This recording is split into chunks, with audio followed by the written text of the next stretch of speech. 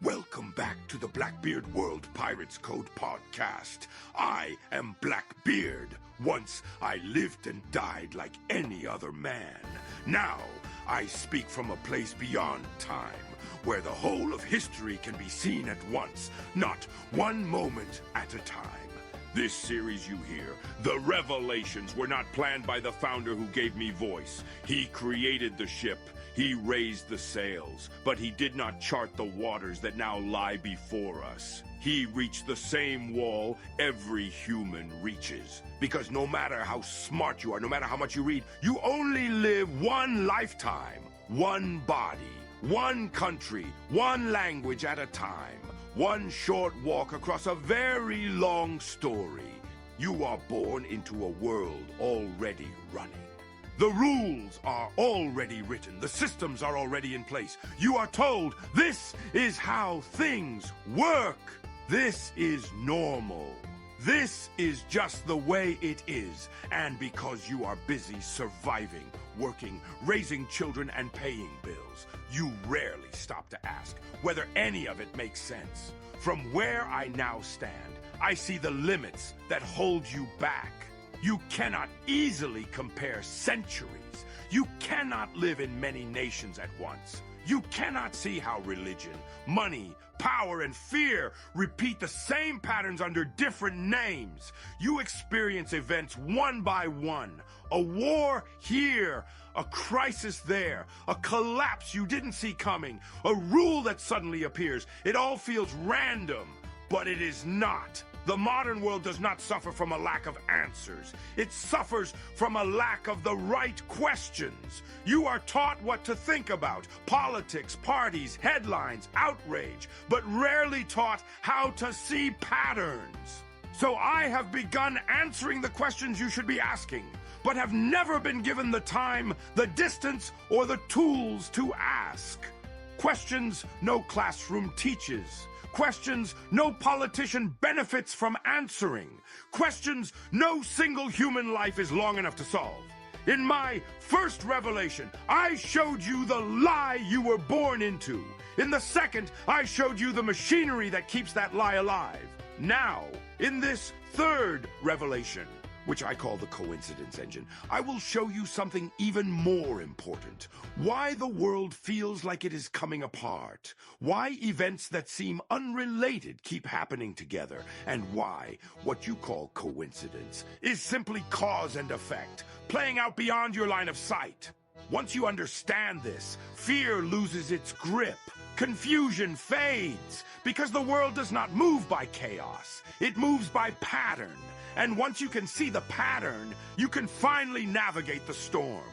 You have been taught that the world is ruled by chance, that wars simply break out, that empires suddenly fall, that great collapses arrive like lightning from a clear sky. That is what the landsmen say. But I have sailed through centuries, and I tell you now, nothing of consequence ever happens by accident. Take the fall of the great empires. Rome did not wake one morning and collapse. For years, her coins were shaved thinner and thinner. Her soldiers were paid with promises instead of silver. Her borders stretched farther than her strength. Her people traded duty for comfort. By the time the barbarians reached the gates, the empire was already hollow. The fall only looked sudden to those born too late to see the rot. Or take the great crashes of money. Before paper currencies fail, they always follow the same course. First, money is backed by something real. Then it is temporarily loosened. Then it is trusted instead of proven. Then it is printed to solve yesterday's mistakes. When the value finally collapses, the people are told, no one could have seen this coming. But sailors know better. Pressure builds, wood creaks. The hull groans long before it splits. Now consider war. Men are told that wars begin with a single event, an assassination, an attack, a spark. That is a lie told to children. Wars begin years earlier, when debts grow too heavy, when pride replaces reason, when rulers need an enemy to blame for their own failure. By the time the first cannon fires, the course was already set. Only the deckhands are surprised. Let me put it to you plain. Randomness exists only for those without distance. A storm feels random to a sailor scrubbing the deck. The sky darkens without warning. The wind turns cruel. The waves rise like monsters from the deep. To him, it feels like fate has chosen him for ruin. But to a navigator, one who reads the barometer, the clouds, the tides, that storm was marching toward him for days. The signs were written in the wind. The modern world is no different. You live close to the deck, close to the noise, close to the fear. You are handed headlines instead of charts, outrage instead of understanding, and told that chaos rules all things. But I have seen this sea before. Empires grow proud, money grows false, systems grow complex, people grow dependent. Then the storm comes every time. The greatest trick ever played on mankind was convincing you that history is chaos. Because if you believe events are random, you will never prepare. If you believe collapse is unforeseeable, you will always be afraid. And if you believe no one could have known, you will never ask who benefits from your blindness. Hear this and remember it. The world is not random. It is patterned. It is not cursed. It is predictable. And once you stop mistaking storms for fate, you can finally learn to sail. If you wish to blind a man, you do not need to cover his eyes. You only need to keep him from seeing the whole map. That is the oldest trick of power. Older than kings, older than crowns, older than coin. Fragmentation, the breaking of one truth into many small pieces, each harmless on its own, but impossible to assemble while the storm is raging. Empires do not rule by strength alone. They rule by separation. They teach you to see the world in compartments. Money over here, politics over there. Work in one box, faith in another, technology in another still. Each watched by different men, each argued over by different tribes, each blamed on someone else when it fails. Rome mastered this art.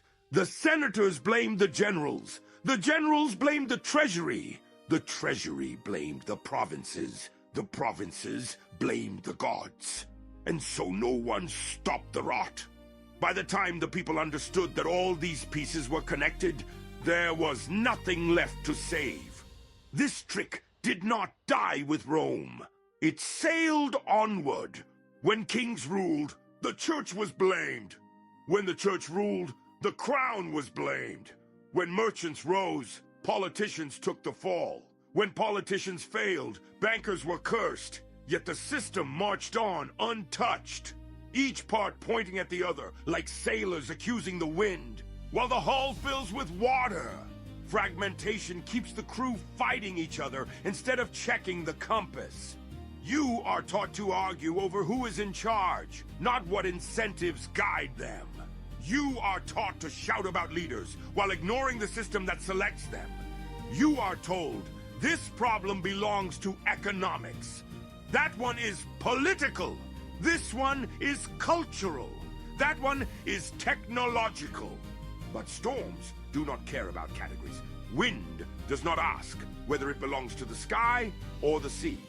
Pressure does not stop at imaginary borders, and collapse does not wait for permission. From where I stand, I see the same pattern repeat.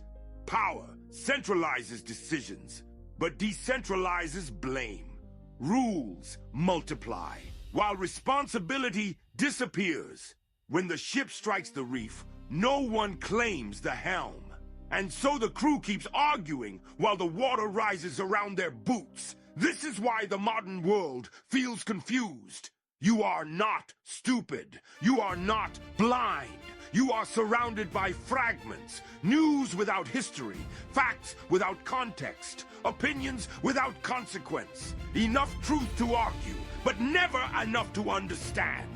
That is not an accident, because a man who sees the whole map cannot be easily ruled. He does not panic at headlines. He does not chase villains. He watches incentives. He watches flows. He watches pressure build. And when the storm comes, he's already turning the wheel. Remember this. They do not need to lie to you if they can simply keep you from connecting the dots. And as long as the world remains broken into pieces, most men will never realize they're standing on the same deck, aboard the same ship, sailing toward the same reef. Now that you understand this, that the world is not random, and that truth is broken into fragments on purpose, it is time I name the thing you are sailing through. I call it the coincidence engine. You have heard its effects your whole life, but no one has ever given you its name. The coincidence engine is the machine that makes disasters look unrelated, even when they are born from the same source. It works like this. A rule is made to fix a problem. That rule creates pressure somewhere else. That pressure causes a failure. That failure becomes a crisis. And the crisis is used to justify more rules. Round and round it goes. Each event is explained as coincidence. Each failure is treated as a surprise. Each new control is sold as necessary. And the crew never notices that the ship is being steered in circles. Let me be clear, so there is no confusion. This is not a secret meeting in a dark room. This is not a villain stroking a cat behind a curtain. The coincidence engine does not require a master. It runs on incentives. Men respond to rewards and punishments. Institutions respond to survival. Systems respond to pressure. No one needs to command the engine, because everyone trapped inside it keeps feeding it. I have seen this engine before. I watched it grind the Roman Republic into an empire. Emergency powers were granted. Just this once. Crises were blamed on enemies and chaos. Each solution demanded more control than the last. By the time Rome realized what she had traded away, she could no longer take it back. I saw it again when paper money replaced honest coin. At first, it was convenient. Then it was flexible. Then it was necessary. Then it was abused. Each collapse was called an accident. Each rescue required more printing.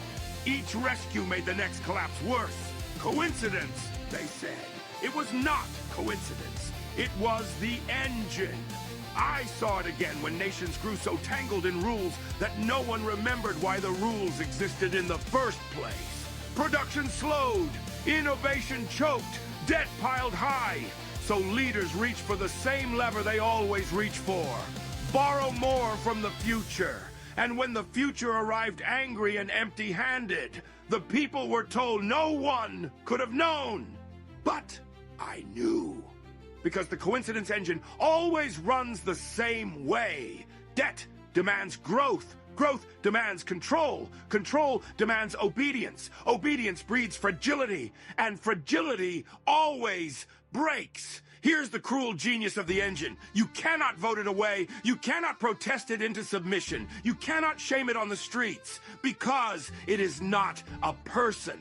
It is a loop. And as long as people believe each failure is unrelated, each crisis unique, each collapse unforeseeable, the engine keeps turning. That is why the word coincidence is so useful to power. It sounds harmless, comforting, like no one is to blame. But coincidence is only what a man calls a pattern he's not yet learned to see. Once you see the engine, fear loosens its grip. Because the chaos stops looking chaotic. You begin to understand that the storm is not chasing you, it is following its nature. And the moment you understand the engine, you stop being surprised by the wrecks behind you, and you start steering clear of the ones ahead.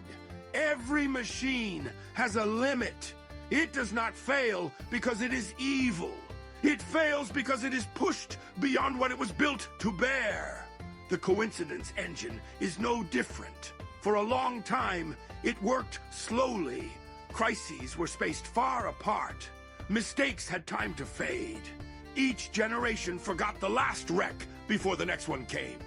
But that is no longer the case. The engine is speeding up. From where I stand, the signs are as clear as a falling barometer. Rules now multiply faster than work can be done. Debt grows faster than value can be created. Decisions are made farther and farther from the people who live with the consequences. This is always the final stage. I have seen it before. I watched great empires grow so complex that no one understood the whole anymore. Orders crossed seas slower than problems moved. Governors ruled by habit, not judgment. And when reality no longer fit the rules, reality was punished instead of the rules being changed. The engine groaned. In more recent ages, I saw nations build systems so tangled with debt and promises that they could only survive by borrowing from tomorrow. At first, it worked. Then it required constant motion. Then it required obedience. When growth slowed, fear replaced reason. And fear always demands control. Here is the truth most dare not say aloud. Complex systems do not collapse all at once. They shake, they stall, they lurch forward again. Each rescue makes the structure weaker. Each temporary measure becomes permanent. Each fix trades tomorrow's stability for today's calm. This is why the world feels strained. You sense it when rules change overnight. You feel it when truth bends to fit narratives. You notice it when speed replaces wisdom. The engine is breaking because it has outgrown human understanding. No crew can sail a ship when no one knows how it was built. No captain can steer when the wheel controls 10 other systems he cannot see. And so power no longer guides the ship. It reacts. One crisis at a time. One emergency at a time. One command shouted over the wind. This is why technology now exposes the engine instead of strengthening it. Information travels faster than authority. Patterns are visible to common sailors, and lies must work harder each year to survive the daylight. The engine was never meant to be seen. And once a machine is understood by the crew, it loses its magic. Make no mistake, this does not mean the storm will stop.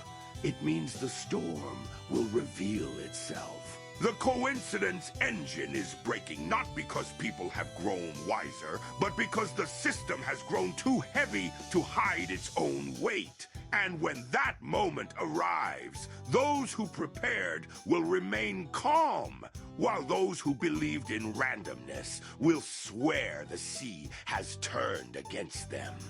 Now hear this carefully. When great systems fail, most people do not escape. Not because they are foolish, but because they are comfortable. I have watched this play out again and again across the centuries. When Rome weakened, most citizens stayed loyal to the city that fed them, even as its coin lost value and its laws lost meaning. When old kingdoms fell, most people clung to familiar rulers, hoping yesterday's promises would still protect them tomorrow. When currencies failed, most trusted the same hands that caused the ruin to somehow rescue them from it. But there was always a small group who moved differently. Not rebels, not heroes, not men shouting in the streets. Observers. They did not wait for permission. They did not argue with the storm. They did not try to fix the empire. They watched incentives. They noticed when money stopped rewarding work. They noticed when obedience replaced responsibility. They noticed when rules multiplied faster than results. And when those signs appeared, they adjusted their course quietly. They held what could not be easily taken. They learned skills that traveled. They kept their lives light enough to move. They did not panic early, and they did not panic late. They simply stopped feeding the engine. This is the part most men misunderstand. Escape does not look dramatic. There are no speeches, no banners, no grand final battles. It looks like preparation while others argue. It looks like patience while others demand certainty. It looks like silence while others shout. These people are often mocked, called pessimists, called paranoid, called lucky after the storm has passed. But luck has nothing to do with it. They were not trying to predict the future. They were watching what could no longer last. And when collapse finally came, when systems seized, when promises failed, when rules changed overnight, they were already standing on solid ground. Here is the truth most will never accept. The coincidence engine does not destroy everyone. It selects. It punishes those who refuse to see patterns and rewards those who do. You do not need to overthrow the world to survive it. You need only to understand it well enough to step aside when it begins to tear itself apart. That is why I speak now. Not to frighten you, not to command you, but to remind you there has always been a way through the storm. And it has always belonged to those willing to watch quietly, think clearly, and move before the wind turns violent. Now, take a breath. If what you have heard feels heavy, that is only because truth has weight. But understand this. Knowledge is not meant to frighten you. It is meant to steady your hand on the wheel. Before you understood these patterns, the world felt loud, chaotic, unfair. Events seemed to strike without warning. Rules shifted overnight. Promises failed without apology. And you were told this was normal. But now you know better. Once you see the coincidence engine, panic loses its power. You stop asking, why is this happening to us? And start asking, what was never going to last? You stop chasing villains. You stop trusting noise. You stop mistaking speed for truth. You begin to see the world the way sailors always have, as forces in motion, not moral judgments. The storm does not hate you. The sea is not angry. The wind is not cruel. They are simply obeying their nature. And so is the world. This knowledge does not demand action from you. It does not tell you where to go or what to believe. It gives you something far more valuable: orientation. You now know why history repeats, why systems strain, why comfort always comes with a cost. And most important of all, you now know that confusion is not your fault. You were never meant to see centuries at once. You were never taught how power moves. You were never shown how patterns form. But now, you have been. From this moment on, you are no longer a deckhand staring at the waves. You are learning to read the wind. You may still choose your own course. You may still sail where you wish. But you will never again believe that chaos rules the sea. The world is not broken. It is revealing itself. And once you understand that, you can sail calmly through waters that terrify those who still believe in chance. This has been Revelation 3. And so, if you've listened this far, know this. There is no glory in fighting the tide, nor honor in shouting at the storm. The wise sailor studies the wind, reads the stars, and adjusts his course, while others curse the sea. This is the quiet rebellion. Not banners and battles, but understanding and preparation. Those who choose it become navigators, men and women who see patterns where others see chaos, who prepare while others consume, who build health, wealth, and happiness quietly while the world argues with itself. If ye wish to learn how the world truly works, not as taught, but as it behaves, then stay aboard. Listen to the Pirates Code podcast. Hear the music of Blackbeard World. Learn to navigate, not to revolt.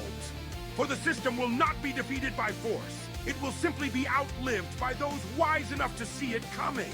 If you have questions about any of the points made in this revelation, send me a question or comment, and I will address it in a future podcast. There are more truths yet to speak, but they will come in their own time. Until then, keep your eyes open, keep your load light, and trust not in coincidence, but in understanding. This be Blackbeard, the ghost in the machine.